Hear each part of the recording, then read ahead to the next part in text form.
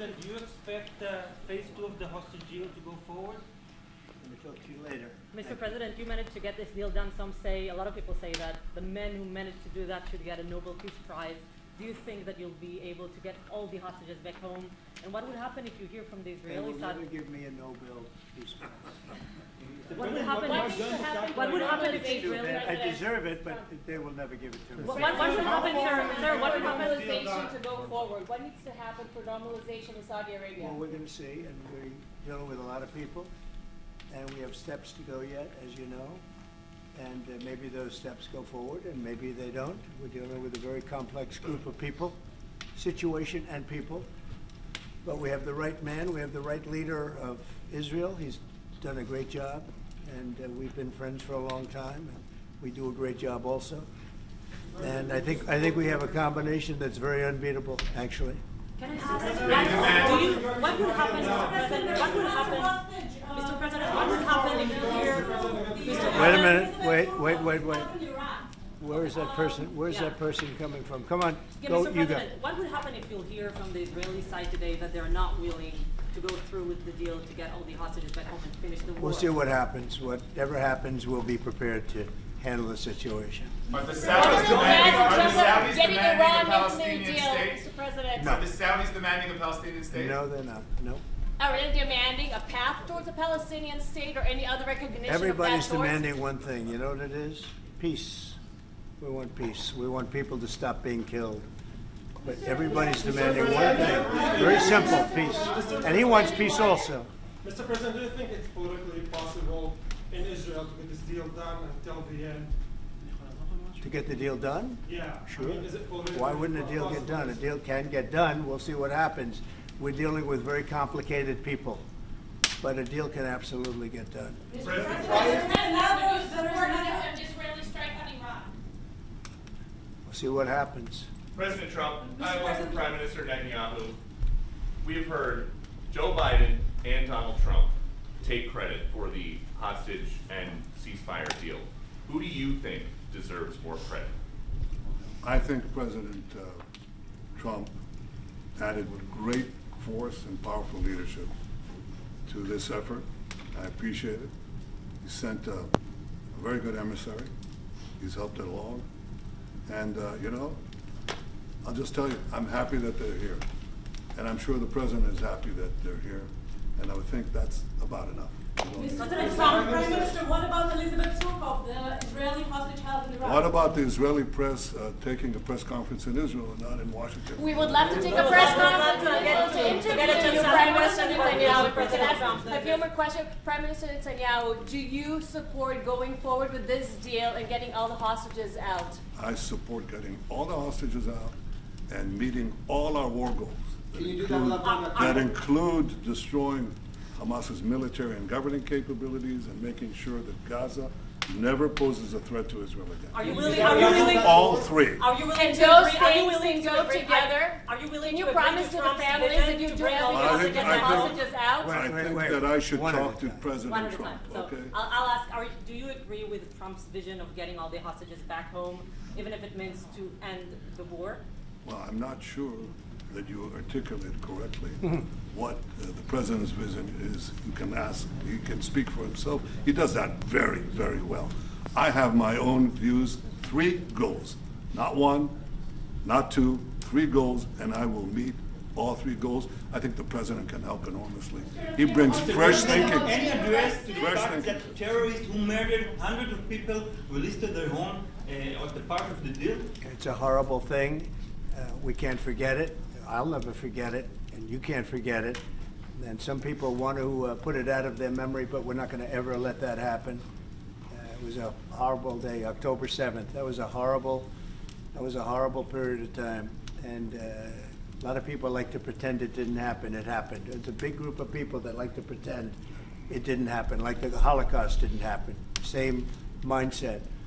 And no, we're going to get this thing wrapped up, and we're going to get it done. We're also dealing, I think, very successfully with Russia, Ukraine. We're going to hopefully get that one done at some point in the not too distant future. That's a complex problem also, but we solve problems. When I left, we had no problem. There was no Ukraine and Russia fighting. There was no October 7th, there was nothing, and some very poor leadership led to a lot of problems and a lot of death. And it's a shame, but we'll put it out. We'll put out the fires. We have a lot of fires, but we'll put them out. Why do you still support a Palestinian state like the peace plan you presented in January 2020? Is this plan still on the table? Well, a lot of plans change with time, and a lot of death has occurred since I left and now came back. This death occurred not while I was here, but while somebody else was here. It shouldn't have happened. They shouldn't have allowed it to happen. It would have never happened, and that includes Russia. Ukraine would have never happened. Not even a little bit, not even a chance. But now we are faced with a situation that's different, in some ways better and in some ways worse. But we're faced with a very complex and difficult situation, but we'll solve the problem. Mr. President, did you refugees get from Gaza, out of Gaza? If not Jordan, Egypt, what other countries you think might accept Palestinians from Gaza? Well, I think Jordan and Egypt will. I know they've spoken about it with you, and they say they're not going to accept. I say they will. But I think other countries will accept also. I think that Gaza maybe is a demolition site right now. If you look at Gaza, it's all, I mean, there's hardly a building standing, and the ones that are going to collapse. You can't live in Gaza right now, and I think we need another location. I think it should be a location that's going to make people happy. You look over the decades, it's all death in Gaza. This has been happening for years. It's all death.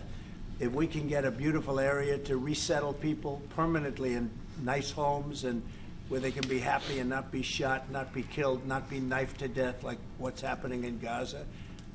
And right now you have in Gaza a very dangerous situation in terms of explosives all over the place, in terms of tunnels that nobody knows who's in the tunnel. The whole thing is a mess. And I think that if we can resettle, and I believe we can do it in areas where the leaders currently say no. I mean, I've been saying that with Mexico, having to do with the border and all of the things, and you saw what happened, 10,000 soldiers, and they're going to do a good job. I really believe that, and I believe Canada is going to do a good job also. They said the same thing, and then they did something much different than what you were hearing. This is a very, very difficult situation, but we're going to get it solved. I don't think people should be going back to Gaza. I think that Gaza has been very unlucky for them. They've lived like hell. They lived like you're living in hell. Gaza is not a place for people to be living. And the only reason they want to go back, and I believe this strongly, is because they have no alternative. What's the alternative? Go where? There's no other alternative. If they had an alternative, they'd much rather not go back to Gaza and live in a beautiful alternative that's safe. Mr. President,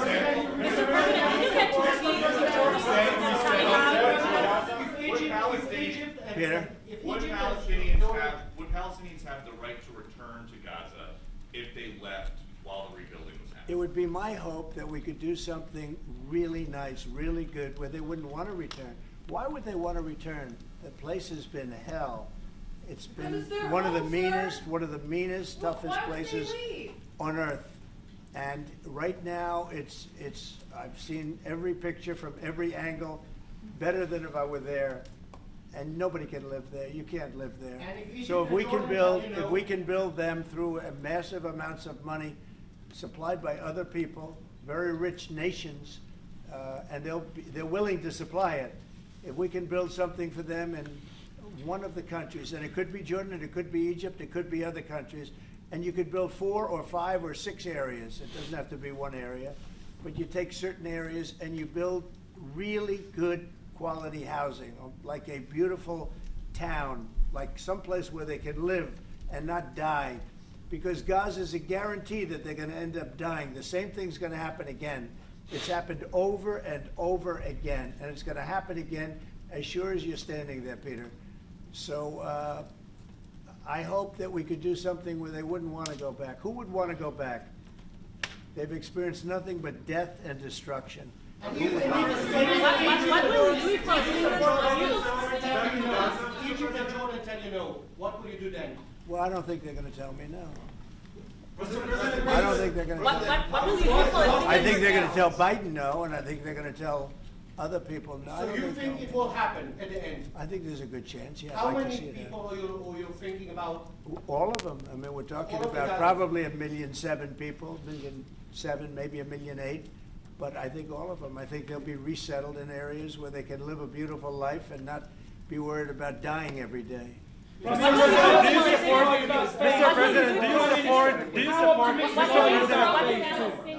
President, do you support building settlements, Jewish settlements back in Gaza in the next years? Say it? Building settlements, Jewish settlements back in Gaza in the next year. Do you support this idea? I don't see it happening. It's too dangerous for people. Nobody can go there. It's too dangerous. Nobody wants to be there. Warriors don't want to be there. Soldiers don't want to be there. How can you have people go back? You're saying go back into Gaza now? The same thing's going to happen.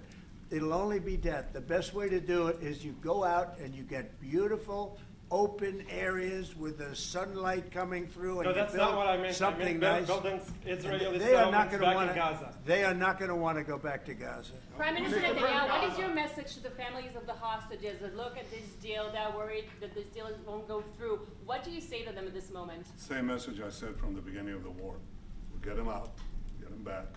We got over 70%, close to 75% of the people who everybody believed will not get out. We got them in successive deals, and most recently with the help of President Trump.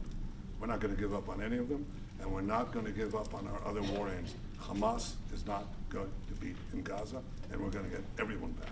And you would not have. Prime Minister, how optimistic are you about reaching phase 2 of the ceasefire? How optimistic are you about that happening? Well, we're going to try. That's one of the reasons, one of the things we're going to talk about here. And if we, you know, when Israel and the United States work together, and President Trump and I work together, you know, the chances go up a lot. It's when we don't work together, Israel and the United States don't work together, that creates problems. When the other side sees daylight between us, and occasionally in the last few years, to put it mildly, they saw daylight, then it's more difficult. When we cooperate, Isn't it the right chances time are to good. hit once and for all? Say it. Now that Iran is so weak, isn't it the right time to hit their nuclear facilities once and for all? So you say Iran is so weak. I appreciate you saying that. They're not weak. They're very strong right now, and we're not going to allow them to have a nuclear weapon. It's very simple. You know, I signed a very strong proclamation. Iran was in big trouble when I left. They were broke. They didn't have money for Hamas. They didn't have any money for Hezbollah. You had no problem. October 7th could have never happened. When I left, October 7th could have never happened. And frankly, Russia and Ukraine, as I said, could never have happened. They became very strong, very fast. They sold massive amounts of oil to China and everybody else who would not buy the oil when I was president, because we said, don't buy the oil. And they became very rich very quickly. But they're not weak. They're not weak. They're strong. Doesn't mean they won't be weak, but you know what? We just don't want them to have a nuclear weapon. They can't have a nuclear The weapon. Prime Minister, sorry, Mr. President, the Prime Minister wants you to strike Iran. That's what he wants. You don't know what he wants. What do you know about anything? Go ahead. But is that option on the table? Yes, please. President Trump, is that option on the table? You're not just talking about Jordan and Egypt. No, could be other places too. So in the Gulf. There are many people that have reached out, many countries, many leaders of countries that have reached out that would like to participate in that. Doesn't have to be Jordan and Egypt, but I think it would be also them. Mr. President, your relationship with Mr. Netanyahu knew ups and downs. How do you describe it right No, now? I think it's mostly ups. Mr. President, what about the Palestinian Authority? Should it rule Gaza? Because Gaza will be empty? What? The Palestinian Authority, can it rule Gaza? What do you think? Well, it's had a pretty hard time, wouldn't you say? I'd say it's had a pretty bad time of it. Mr. Okay. President, Qatar has, you've criticized them in the past as a funder of terrorism, so as the Prime Minister. Do you think they're part of the solution or part of a problem moving forward? I think they're trying to help. Qatar Yep. is absolutely trying to help. I know them very well, and they're doing everything they can. Very tough situation, but they are absolutely trying to help. Will you Okay, visit Israel? thank you very much, everybody. Press, let's go. Come on, guys. Thank you. I'm playing